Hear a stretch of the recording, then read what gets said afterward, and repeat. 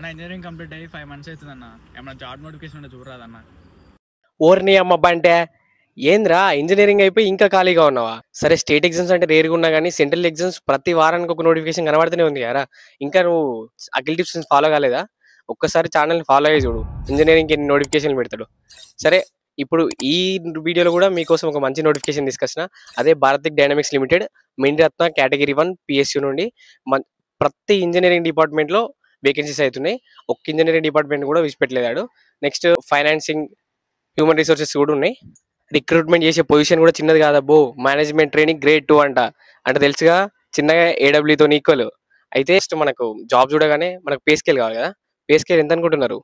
Basic పేనే 40, అంటే మనకి ఇన్ హ్యాండ్ వచ్చే వరకు ఏం కాదన్నా 70కి ఈజీగా వస్తాయి. ప్రాణం వచ్చేసి 15.55 సిటీసీ, అరౌండ్ 16 lakhs అనుకోండి. 16 lakhs ప్యాకేజ్.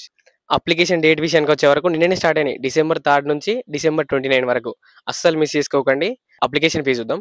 అప్లికేషన్ ఫీజు మనకు ఓబీసీ, జనరల్ అండ్ ఈడబ్ల్యూఎస్ వాళ్ళకైతేనేమో 500, అండ్ నెక్స్ట్ ఎస్సీ ఎస్టీ వీళ్ళకైతేనేమో ఎగ్జామ్టెడ్ 0, అండ్ ఈ 500 కూడా నాన్ రిఫండబుల్. సెంట్రల్ జాబ్ కదా అని పోస్టింగ్ ఏమైనా భయపడారు? పోస్టింగ్ అస్సలే భయపడకండి. మన తెలంగాణ కూడా దాంట్లో రీజన్ ఉంది. తెలంగాణలో కూడా పోస్టింగ్ పడే ఛాన్స్ ఉంది. అండ్ తెలంగాణలో డిప్లొమా ట్రైనింగ్ లాగా ఆల్రెడీ మా 2 ఫ్రెండ్స్ ఉన్నారు. మీకు ఏమైనా డౌట్స్ ఉంటే వాళ్ళతో కూడా క్లారిఫై చేపిస్తా. అండ్ నెక్స్ట్ ఒకసారి పోస్ట్ డీటెయిల్స్ చూద్దాం. అంటే ఏ కేటగిరీలో ఎన్ని పోస్టులు ఉన్నాయి అనేది. ఎలక్ట్రానిక్స్ కేటగిరీలో 32 పోస్టులు ఉన్నాయి. నెక్స్ట్ మెకానికల్ కేటగిరీలో 27 పోస్టులు ఉన్నాయి. ఎలక్ట్రికల్ కేటగిరీలో 6 పోస్టులు ఉన్నాయి. కంప్యూటర్ సైన్స్ అండ్ ఇన్ఫర్మేషన్ టెక్నాలజీలో 4 పోస్టులు ఉన్నాయి. నెక్స్ట్ సివిల్ కేటగిరీలో 2 పోస్టులు ఉన్నాయి. మెటలర్జీ కేటగిరీలో 1 post, and next chemical engineering కూడా 1 పోస్ట్ ఉన్నది. Next other then engineering branches వచ్చేసి ఫైనాన్స్ ఉన్నాయి, హ్యూమన్ రిసోర్సెస్ ఉన్నాయి కదా. ఫైనాన్స్లో 5 పోస్ట్ వేకెన్సీస్ ఉన్నాయి. హ్యూమన్ రిసోర్సెస్లో 2 పోస్ట్ వేకెన్సీస్ ఉన్నాయి. నెక్స్ట్ మ్యాక్సిమం ఏజ్ లిమిట్ వచ్చేసి జనరల్ వాళ్ళకైతే 27 years ఉంది, ఓబీసీ వాళ్ళకైతే 30 years ఉంది, అండ్ ఎస్సీ ఎస్టీ అయితేనేమో 32 years ఉంది. కొన్ని పోస్టుల్లో వేరే ఉన్నాయి నాన్ ఇంజనీరింగ్ వాటిలో. నెక్స్ట్ క్వాలిఫికేషన్ వచ్చే వరకు మనకు ఎక్స్పీరియన్స్ కూడా ఏం అడుగుతలేదు. డైరెక్ట్ ఇంజనీరింగ్ డిగ్రీ ఉంటే సరిపోతుంది. వితౌట్ ఎనీ ఎక్స్పీరియన్స్ ఈ జాబ్ అనేది అప్లై చేసుకోవచ్చు మనం.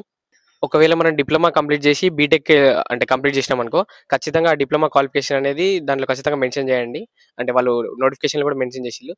నెక్స్ట్ కొందరు ఉంటారు ఇన్స్ట్రుమెంటేషన్ చేసి ఎలక్ట్రానిక్స్ దాంట్లకు ఈ పోస్ట్కి ఎలిజిబుల్ అని మెసేజ్ చేస్తూ ఉంటారు. వాళ్ళు కూడా ఎలిజిబులే. అంటే ఎలక్ట్రానిక్స్ ఈక్వలెంట్ పోస్టులు కొన్ని ఉంటాయి. నెక్స్ట్ ఎగ్జామ్ ప్యాటర్న్ చూద్దాం. ఎగ్జామ్ ప్యాటర్న్లో సిబిటీ ఉంటుంది, నెక్స్ట్ ఇంటర్వ్యూ ఉంటుంది. సిబిటీలో 150 questions. ఫస్ట్ 100 marks ఏమో మన టెక్నికల్ అంటే డిసిప్లిన్ మన సబ్జెక్ట్కి ఉంటాయి. నెక్స్ట్ 50 marks ఏమో జనరల్ యాప్టిట్యూడ్ ఉంటాయి.